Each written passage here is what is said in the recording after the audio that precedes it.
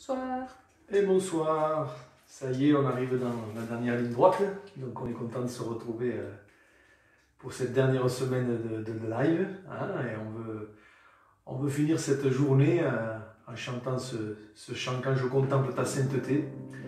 Et je crois que, je ne sais pas ce qu'a été votre journée, mais je crois que c'est bon de la finir en disant « Je t'adore, si je vis Seigneur, c'est pour t'adorer ». Voilà, hein, on ouvrira la parole dans quelques instants, mais j'aime beaucoup ce chant. C'est pas nouveau, c'est l'ancien chant, mais plus que jamais d'actualité, qu'on puisse encore lui dire « Seigneur, ce soir, je veux finir la journée, même si peut-être elle n'a pas été facile, mais je veux finir la journée en t'adorant parce que tu en es digne. » Alléluia.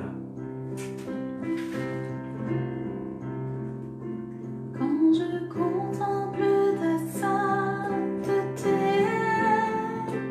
et quand je contemple ta beauté et quand toutes les choses pâlissent à ta lumière, quand j'ai trouvé la joie près de ton cœur, quand je m'enveloppe de ton amour et quand toutes les choses pâlissent à ta lumière, oh je t'adore, oui je t'adore, si je vis Seigneur, c'est pour t'adorer.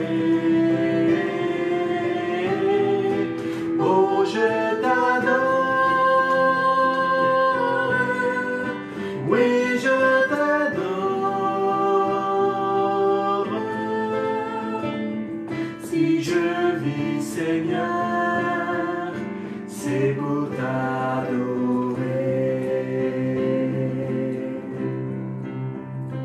Quand je contemple ta sainteté et quand je contemple ta beauté et quand toutes les choses pâlissent à ta lumière,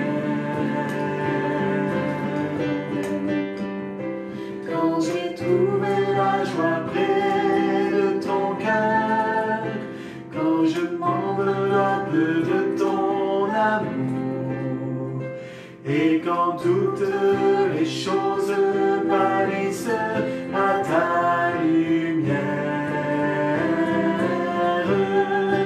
oh je t'adore, oui je t'adore, si je vis Seigneur, c'est pour t'adorer. Oh, je t'adore, oui, je t'adore, si je vis Seigneur, c'est pour t'adorer. C'est la raison pour laquelle je vis, c'est la raison pour laquelle je vis, c'est la raison pour laquelle je vis, pour t'adorer mon Dieu. C'est la raison pour laquelle je vis, c'est la raison pour laquelle je vis, c'est la raison pour laquelle je vis, pour t'adorer mon Dieu.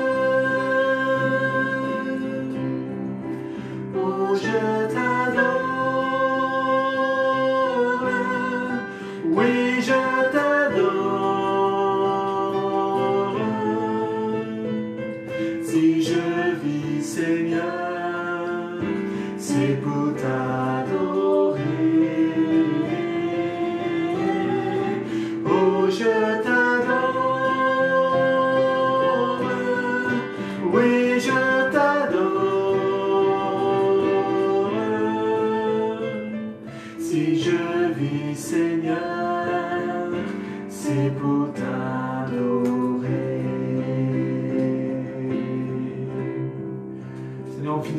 journée, combien je veux t'adorer encore, c'est vrai.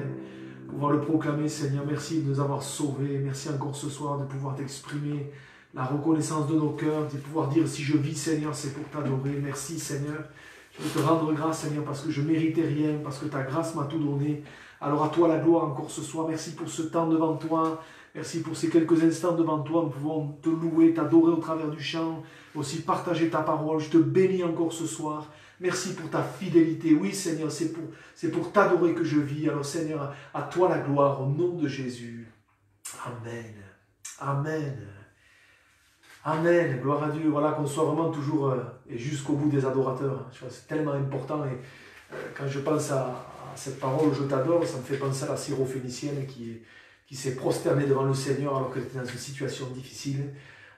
Et on veut être jusqu'au bout, nous aussi, quoi qu'il se passe, quoi qu'il arrive, des adorateurs, parce qu'il en est digne. On sera dans le ciel pour l'éternité, en train de l'adorer, mais déjà ici, on veut le faire de tout notre cœur, parce qu'il en est digne. Alléluia. Voilà, alors ce soir, on va ouvrir la parole, quelques instants. Alors, je ne vais pas faire comme on l'a fait la plupart du temps, faire un thème pour la semaine. Ce soir, on va avoir une pensée, et jeudi, on en verra une autre. Ce soir, je voudrais m'arrêter avec vous sur un verset du Nouveau Testament que nous connaissons bien, en principe, si nous lisons la Bible, nous le connaissons.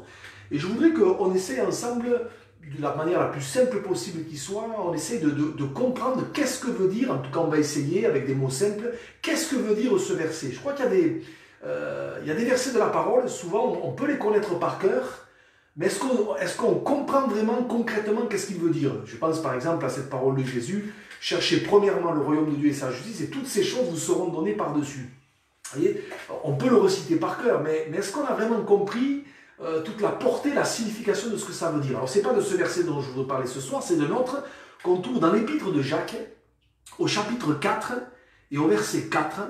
Il est dit ceci, « Celui donc qui veut être ami du monde se rend ennemi de Dieu. » Voilà, je voudrais que peut-être on réfléchisse à ce verset et qu'on essaye, de la manière la plus simple qui soit, de comprendre qu'est-ce que ça veut véritablement dire. Je crois que c'est important parce que parfois, malheureusement, on peut interpréter la Bible, on peut interpréter un verset d'une façon et faire finalement dire à la Bible ce qu'elle ne dit pas, et notamment avec un verset comme celui-ci. Alors je le relis, hein. Celui donc qui veut être ami du monde se rend ennemi de Dieu. Vous voyez, bien sûr qu'il n'est pas question ici de sortir du monde.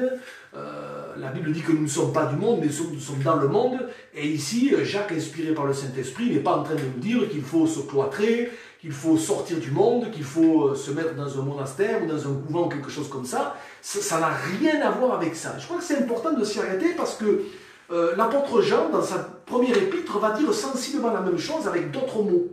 Il va dire dans 1 Jean chapitre 2, verset 15, « N'aimez point le monde, ni les choses qui sont dans le monde. Si quelqu'un aime le monde, l'amour du Père n'est point en lui, car tout ce qui est dans le monde, la convoitise de la chair, la convoitise des yeux et l'orgueil de la vie ne vient point du Père, mais vient du monde. » Et même on pourrait lire le verset qui suit, « Et le monde passe et sa convoitise aussi, mais celui qui fait la volonté de Dieu demeure éternellement. » N'aimez point le monde. Qu'est-ce que ça veut dire? Et ça pourrait être, pour se dire, tiens, c'est bizarre, la Bible dit que Dieu a tant aimé le monde, et l'apôtre Jean nous dit, n'aimez point le monde. Alors je crois qu'il faut comprendre qu'est-ce que ça veut dire, dont il est question.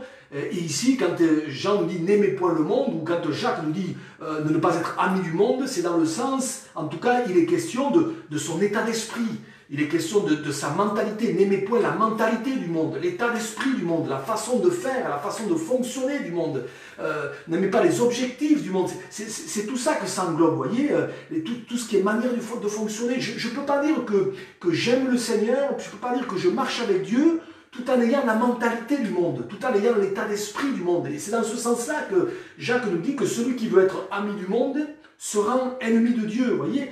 Quand j'ai reçu Jésus dans mon cœur comme Seigneur et Sauveur, et j'espère que c'est le cas pour chacun d'entre nous, hein, si ce n'est pas le cas ce soir, bien je t'invite à régler cette question de ton salut le plus vite possible, parce que c'est la priorité des priorités, vous voyez, mais quand on a reçu Jésus dans son cœur comme Sauveur et Seigneur, c'est important de réaliser que, quelque part, c'est le royaume de Dieu qui a pris place en nous.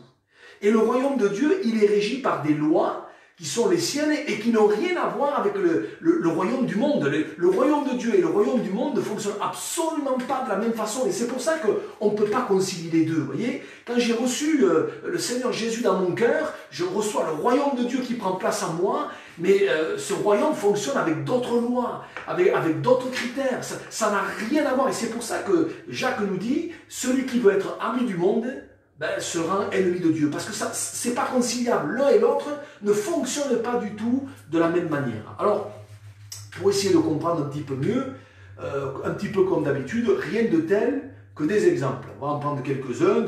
J'ai pris des plus connus, comme ça, on n'a pas besoin forcément de lire les textes.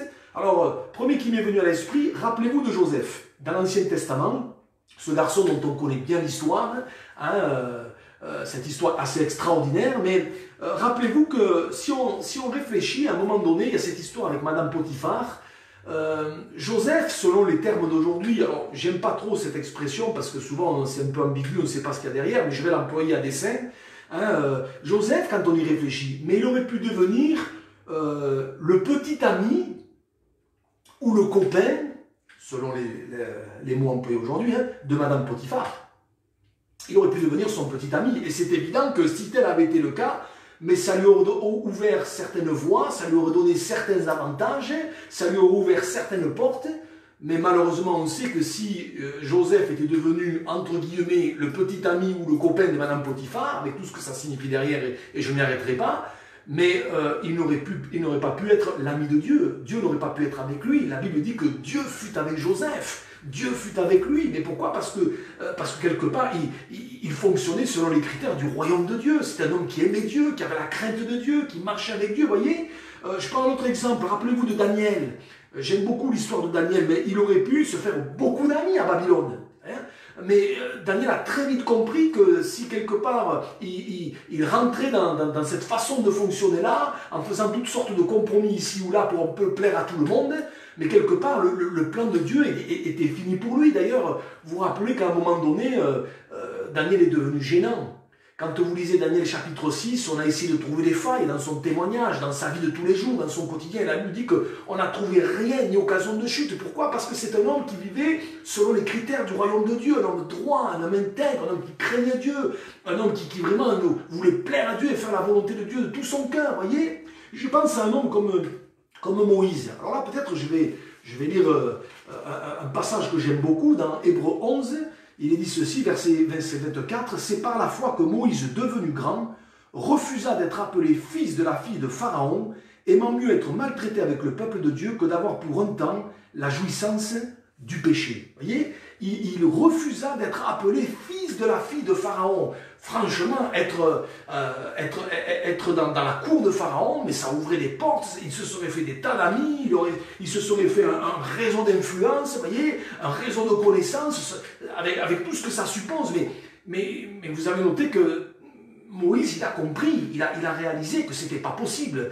S'il voulait du plan de Dieu pour sa vie, s'il voulait suivre les choses de Dieu pour sa vie, il ne pouvait pas en même temps être fils de la fille de Pharaon. Les deux, ce n'était pas conciliable, c'était ou l'un ou l'autre. Voyez. Et si vous allez même un petit peu plus loin, Hébreux 11, verset 27, c'est très intéressant, il dit « C'est par la foi qu'il quittant l'Égypte, sans être effrayé de la colère du roi, car il se montra ferme, comme voyant celui qui est invisible. » Et là, il y a un verbe très important. C'est par la foi qu'il quitta. Vous voyez, il n'a pas essayé de concilier les deux. Il n'a pas essayé de vouloir rester en Égypte et de profiter peut-être de tout ce qu'il y avait autour, de profiter des amis de l'Égypte, et puis en même temps de concilier le plan de Dieu avec. Non, il a quitté l'Égypte. Vous voyez, et je crois que c'est important de réaliser que la vie avec Dieu, c'est ça. Si on veut être ami de Dieu, si on veut marcher avec Dieu de tout son cœur, forcément, il y a des choses qu'il va falloir quitter. Il y a des choses qu'il va falloir délaisser. Il y a des choses qu'il va falloir mettre de côté. On peut pas concilier les deux, vous voyez. Et je crois que c'est important de le réaliser. L'apôtre Paul, en parlant des Thessaloniciens, va dire cette parole que quand ils se sont convertis, ils ont abandonné les idoles pour servir le Dieu vivant et vrai et pour attendre des cieux son Fils bien-aimé. Ils se sont convertis à Dieu en abandonnant. Voyez. Et donc, c'est là où, quelque part, justement, et j'y reviens, Jacques nous dit, celui qui veut être ami de Dieu sera ennemi de Dieu. On ne peut pas concilier les dieux. Voyez, et Moïse l'a très bien compris, voyez, il a eu un choix à faire et il a quitté l'Égypte. Il n'a pas concilié les deux, il n'a pas essayé de mélanger les deux. Je crois que c'est très important. C'est pour ça que peut-être ce soir, je vous dirais attention au mélange. Aujourd'hui, on voit toutes sortes de mélanges, parfois un petit peu tendancieux, un petit peu dangereux, un petit peu même beaucoup. Et je remarque qu'aujourd'hui, parfois, et même jusque dans le peuple de Dieu, on veut essayer parfois de rendre acceptable, de rendre tolérable certaines choses. Mais je crois que c'est important de réaliser qu'il y a des choses où ça plaît à Dieu, où ça plaît pas. On ne peut pas les rendre tolérables, on ne peut pas essayer de les rendre acceptables. Il y a des choses, il faut faire des choix. Vous voyez, il faut faire des choix. Moïse, il a quitté l'Égypte, il n'a pas essayé de rendre l'Égypte acceptable, tolérable, en essayant de trouver quelques compromis ici ou là. Non, il a quitté l'Égypte. Il a compris qu'il ne pouvait pas être ami de Dieu et ami de l'Égypte. C'était pas possible, vous voyez. Et je crois que c'est important de le réaliser. Important de le réaliser pour ne pas passer à côté de tout ce que Dieu a prévu pour nos vies. Mais je pense aussi à Jésus. Jésus lui-même, rappelez-vous qu'à un moment donné, il aurait pu devenir ami d'Hérode. Dans l'évangile de Luc, au chapitre 23, pendant son simulacre de procès, vous vous rappelez que Pilate a essayé d'envoyer, permettez-moi l'expression, le colis à Hérode pour se débarrasser de Jésus. Et il nous est dit ceci, Luc 23, verset 8, « Lorsqu'Hérode vit Jésus, il en eut une grande joie, car depuis longtemps il désirait le voir à cause de ce qu'il avait entendu dire de lui, et il espérait qu'il le verrait faire quelques miracles. Il lui adressa beaucoup de questions, mais Jésus ne lui répondit rien. » Vous voyez, il était content au début, Hérode. Et je suis convaincu que si Jésus avait commencé un petit peu à rentrer dans le jeu d'Hérode, à faire quelques miracles par-ci par-là, et franchement, ce n'était pas un problème pour Jésus, hein, mais peut-être que Hérode aurait pu devenir l'ami de Jésus, vous voyez. Mais Jésus n'est pas rentré dans ce jeu-là. La Bible dit qu'il n'a rien répondu, vous voyez.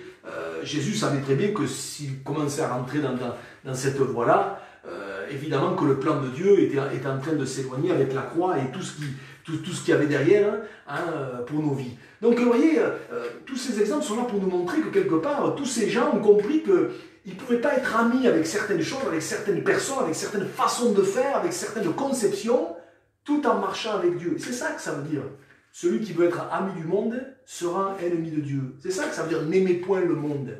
Vous voyez, c'est pas tout rejeter, c'est pas vivre enfermé dans sa maison, c'est pas ne plus jamais rien faire, ne pratiquer aucune discipline sportive ou je sais pas pourquoi. Ça n'a rien à voir avec ça. C'est l'état d'esprit, c'est la mentalité, vous voyez, du monde. Il y en a un qui, dans la Bible, a essayé de concilier les deux.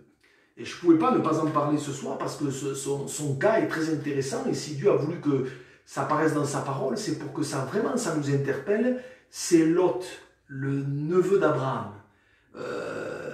Ce garçon, j'allais dire, son problème, c'est qu'il a essayé de concilier les deux. Et vous allez peut-être me dire, mais comment je vois ça? Ben, il y a un texte qui est très explicite à ce sujet-là. Vous le trouvez dans la seconde épître de Pierre. Et je vais vous le lire, 2 Pierre, chapitre 2, verset 6 à 8. Il est dit ceci, en parlant de Dieu, s'il a condamné à la destruction et réduit en cendres les villes de Sodome et de Gomorrhe, les donnant comme exemple aux impies à venir, écoutez bien, verset 7. Et s'il a délivré le juste Lot, profondément attristé de la conduite de ces hommes sans frein dans leur dissolution, car ce juste qui habitait au milieu d'eux tourmentait journellement son âme, juste à cause de ce qu'il voyait et entendait de leur œuvre criminelle. Et ça, c'est très intéressant ce qui nous est dit ici. D'abord, vous avez noté, verset 7, en parlant de Lot, il est dit ceci, qu'il était profondément attristé de la conduite de ces hommes sans frein dans leur dissolution. C'est-à-dire que Lot, quand il voyait les gens de Sodome et de Gomorrhe se comporter, quand il voyait leur mentalité, quand il voyait leur état d'esprit, quand il voyait leur état de cœur uniquement tourné vers le mal, vers le péché, vers tout ce que Dieu désapprouve, mais quelque part, ça le tourmentait. Vous voyez, la Bible dit quand même, elle emploie une expression forte, ce juste tourmentait journellement son âme. Ça n'a pas dû être simple à vivre. Hein. C'est une expression forte, vous voyez. Il n'était pas bien. Il n'était pas bien, l'autre. Il tourmentait journellement son âme. Quand il voyait des choses pas belles se passer, vous voyez, ça le mettait mal, vous voyez. Et ce qui est terrible, c'est que, donc, on sent qu'il n'est pas bien, vous voyez, mais en même temps, il nous est dit, ce juste qui habitait au milieu d'eux. Et le problème, il est là, vous voyez. il habitait au milieu d'eux, il a essayé de concilier, vous voyez, les choses. Et c'est là où j'aimerais faire un parallèle très intéressant. Tout à l'heure, on a lu que Moïse, il quitta l'Égypte. Il n'est pas, j'ai insisté d'ailleurs dessus, il n'est pas resté en Égypte, il l'a quitté. Voyez. Alors que l'autre, lui, il a habité au milieu de Sodome et de Gomorrhe. Il aurait dû quitter. Voyez. D'ailleurs, rappelez-vous, quand l'ange va arriver, vous relirez l'histoire, Genèse 19, qu'est-ce que va lui dire l'ange? Sors de là, va-t'en. S'il l'avait fait avant, peut-être qu'il aurait pu, allez, comme je vais dire ça, limiter la casse, l'autre. Malheureusement, il a tardé. Voilà pourquoi c'est important. C'est peut-être des choses qu'il faut qu'on délaisse, ne tardons pas. S'il y a peut-être des manières de fonctionner, s'il y a des choses qui ne vont pas dans notre vie, mais n'attendons pas, faisons-le tout de suite, même si c'est dur, même si peut-être ça va nous attirer quelques inimitiés, peut-être des gens vont nous tourner le dos, mais faisons-le tout de suite. Voyez, l'autre, ce juste qui habitait au milieu d'eux. Il habitait au milieu, mais il n'aurait jamais dû habiter là. Il a essayé de concilier les deux. Je ne sais pas, peut-être c'est qu'il dit qu'il arriverait, peut-être entre guillemets, je le mets entre guillemets, c'est une expression qu'on emploie parfois, peut-être il s'est dit qu'il arriverait à convertir quelques personnes dans Sodome et de Gomorrhe. Vous voyez, le problème c'est que c'est souvent le contraire. Hein. Tous ceux qui parfois ont voulu tenir ce raisonnement, souvent c'est le contraire qui s'est passé. Vous voyez. Et il a fini par partir, mais pour quelles conséquences? Vous voyez, Moïse quitta l'Égypte. L'autre, lui, il est resté à Sodome et Gomorrhe, il a habité au milieu d'eux, vous voyez. Il a essayé quelque part de concilier les deux, et ça n'a pas marché. Ça n'a pas marché. Résultat, sa femme est devenue une statue de sel, on connaît l'histoire. Et puis résultat, notamment ses deux filles, on sait ce qui s'est passé, elles ont pris totalement la mentalité de Sodome et de Gomorrhe, à tel point qu'elles vont coucher avec leur père, vous connaissez l'histoire, et c'est de là que vont sortir les Moabites et les Ammonites, qui plus tard vont être des ennemis du peuple de Dieu. Vous voyez toutes les conséquences que ça a eu, parce que il a essayé de concilier les deux. Vous voyez, on ne peut pas être ami du monde et ami de Dieu, ça ne marche pas ensemble. Ce sont deux royaumes différents, ça fonctionne d'une manière totalement différente. Vous voyez. Et c'est pour ça que peut-être c'est important de rappeler que la vie avec Dieu, elle est faite de choix.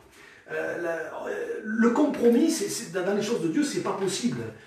Il y a un moment donné, il faut faire des choix, il y a des positions à prendre, c'est sûr. Parfois, ça nous mettra dans des positions difficiles, mais ça en vaut tellement la peine. Je pense à Joseph, oui, il aurait pu devenir le petit ami de Madame Potiphar, ouais, avec tous les avantages que ça pouvait supposer.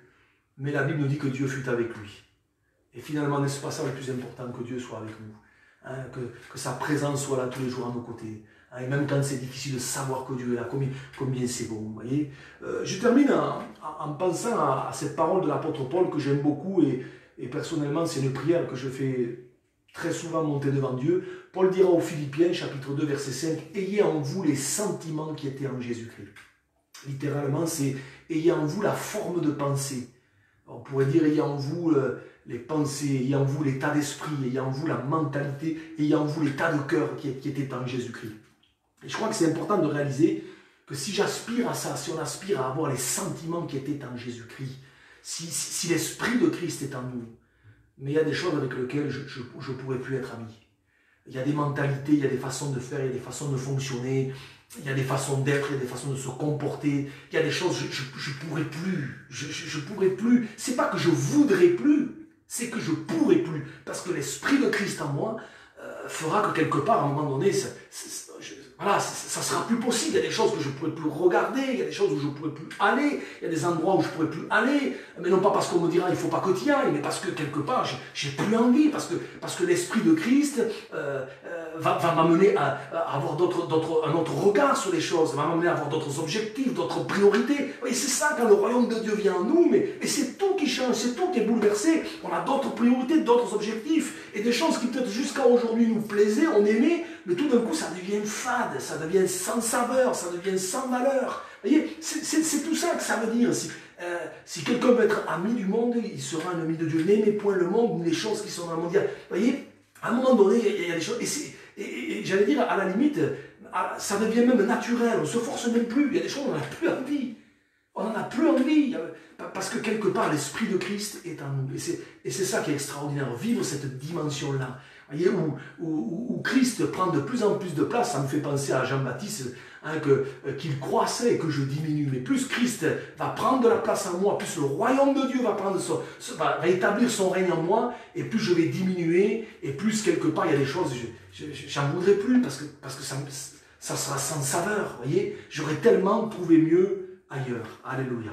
Alors peut-être en terminant ce soir cette pensée, j'espère que ça vous a un petit peu éclairé, j'espère. Hein, n'essayons pas de concilier ou de faire concilier certaines choses avec les choses de Dieu. N'essayons pas de faire des mélanges en pensant que bon, on arrivera bien à faire cohabiter ensemble certaines choses. Ça ne marche pas.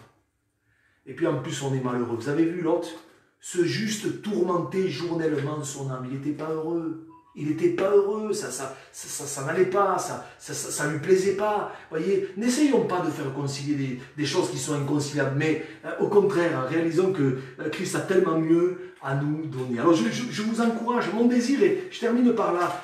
Dans Jacques, on a lu tout à l'heure, celui qui veut être ami du monde sera ennemi de Dieu.